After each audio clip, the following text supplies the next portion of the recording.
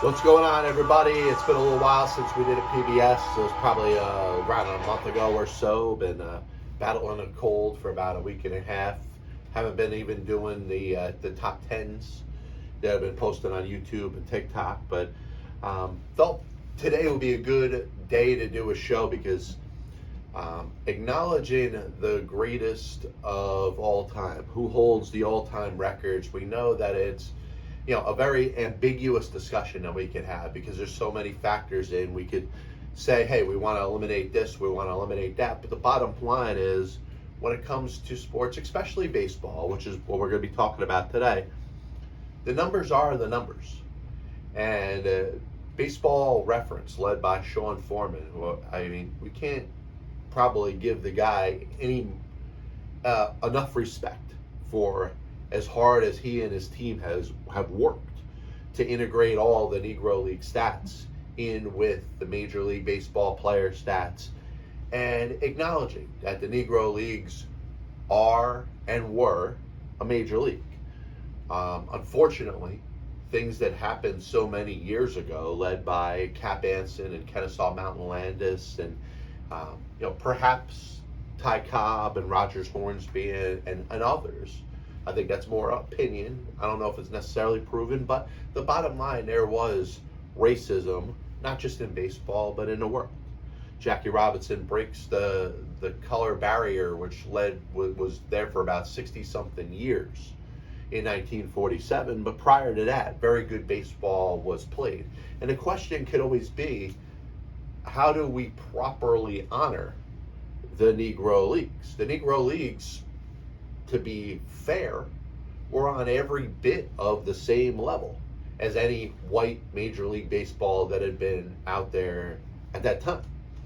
So with the stats combined, acknowledging that the Negro Leagues are a major league, well, you now have Negro League player stats, let's say a Willie Mays, let's say a Jackie Robinson, let's say a Satchel Paige, players that what they have in common is they all played in both the Negro Leagues and Major League Baseball. Hank Aaron, the same thing. And their stats are all combined, which seems to be a little less of a problem in the public eye than what you're seeing in regards to the all-time OPS numbers, the all-time batting average numbers, which are going to change and be in favor of players such as Josh Gibson, who's acknowledged right now, according to Baseball Reference, and I believe, I give 100% of my endorsement, that he is the all-time Major League batting average leader. He hit 372 over the course of his career. There is no way to truly quantify how many games or at-bats he would have gotten if white Major League Baseball and white America had given him the same fair treatment they gave all the white players at that time. So the fact that Josh Gibson hit 372 over the course of his career makes me give a blessed shit about exactly how many at-bats he had to hit 372. Ty Cobb hit 366, had a great career, was one of the top 2 or 3 offensive position players to ever play. I stand by that statement. Josh Gibson being the all-time batting average leader at 372 doesn't make me change my opinion of how great of a player Ty Cobb is. That being said, Josh Gibson, Ty Cobb, Oscar Charleston, Rogers Hornsby, Joe Jackson, that's my new top 5 when it comes to the all-time batting average leaders, and I'm acknowledging that.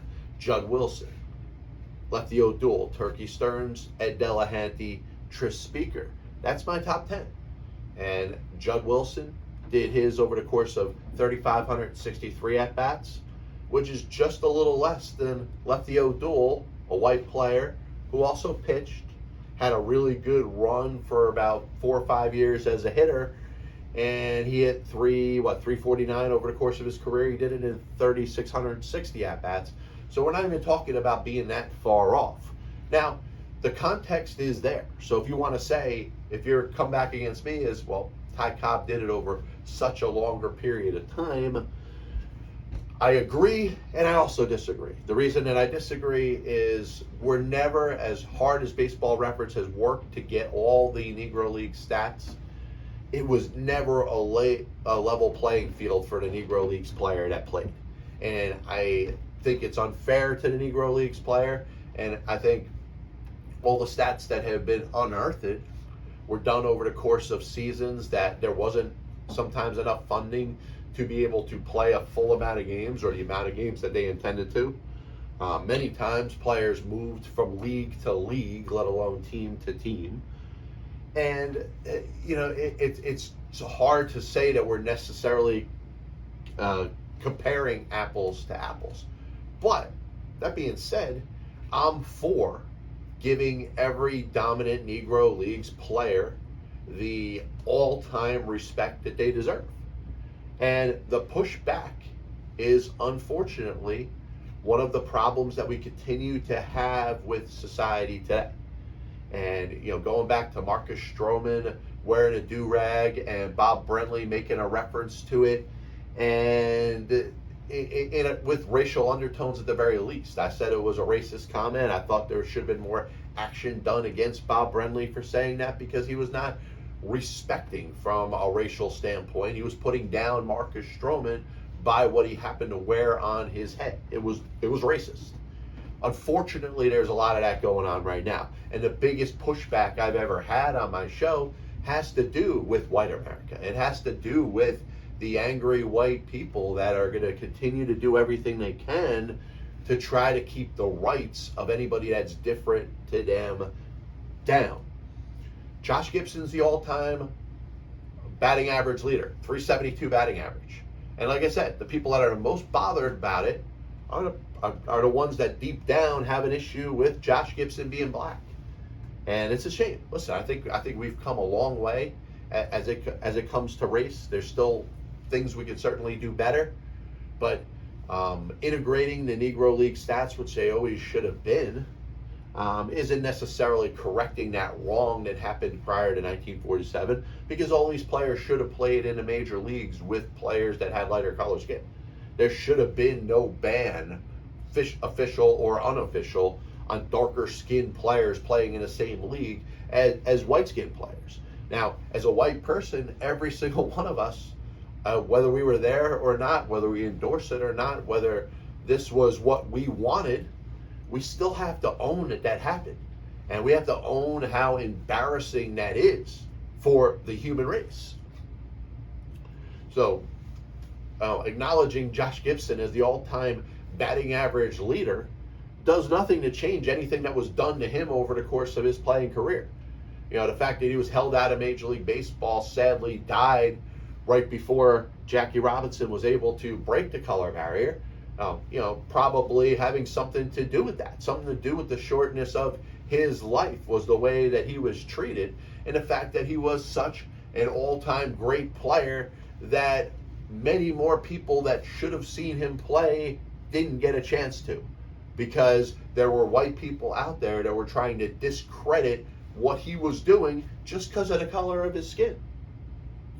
And that continues to be the biggest issue as we go back in history. We can't rewrite it. We can acknowledge what was wrong and try to take any steps to do what's right.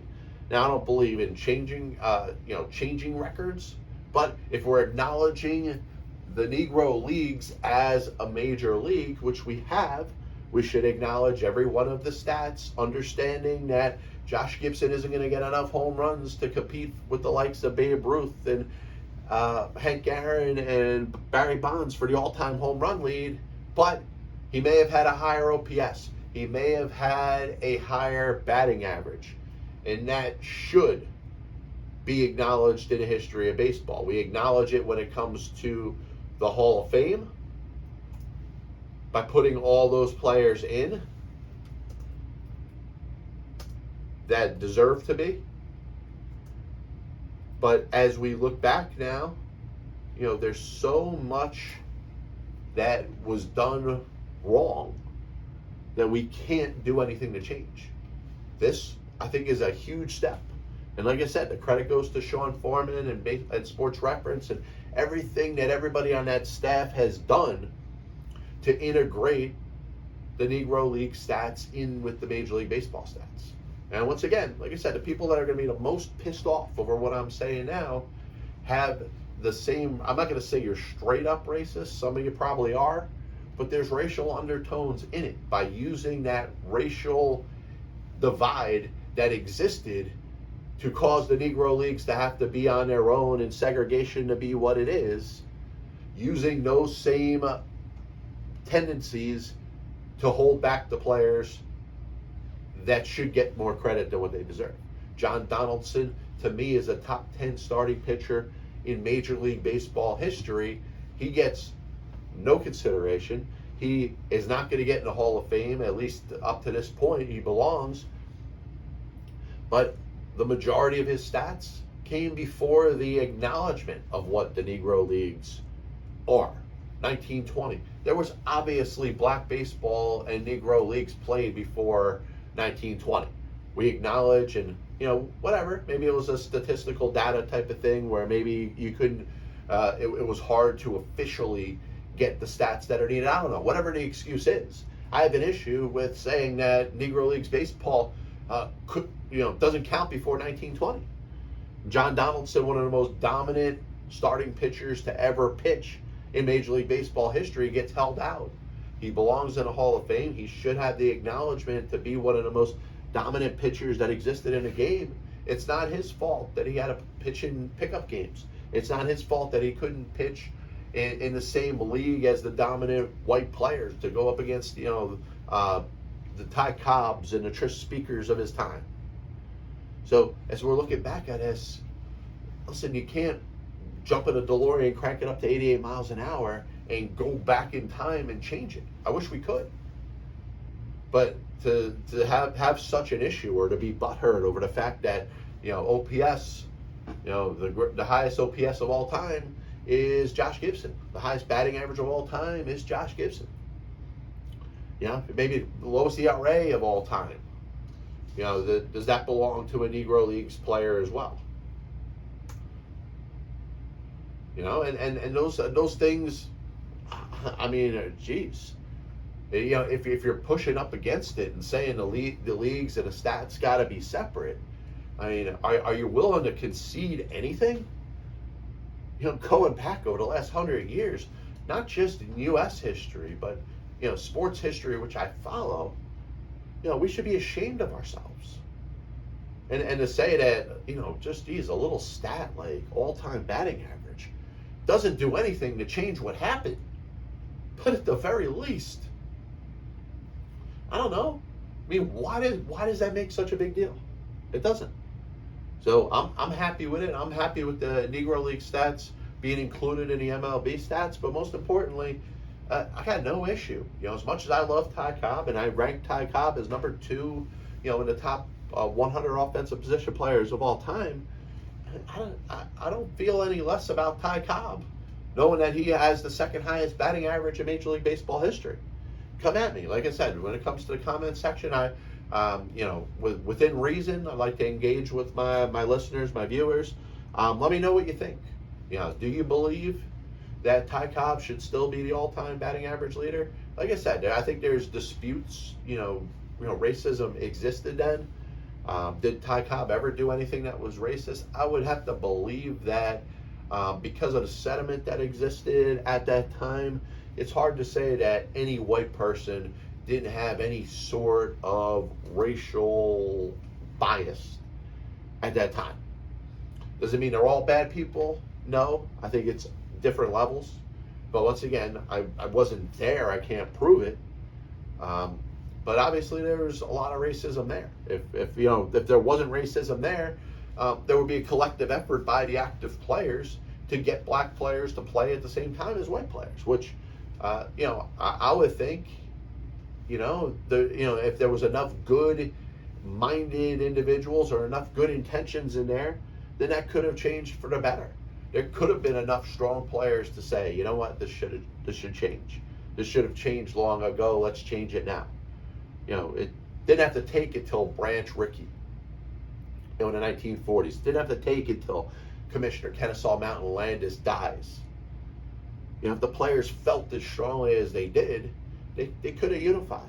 Now, I know they weren't getting paid a ton of money, but if it was big enough for them, which I could believe a group of people in the year of 2024 could get together and say, this is for the betterment of the people, let's do this, then perhaps there could have been changes back then. This is the Passball Show, brought to you by JohnPLA.com, by St. Aloysius Church in Jackson, New Jersey, by Two Ways, One Passion Food Truck located in Scranton, Pennsylvania. You can catch my stuff on YouTube, Spotify, Apple Music, Amazon Music, videos, of course, on YouTube. Stay tuned for the next series of top 10 all-time videos coming from the Passball Show. We'll be back with you soon. God bless you. And as always, I'll see you on the other side.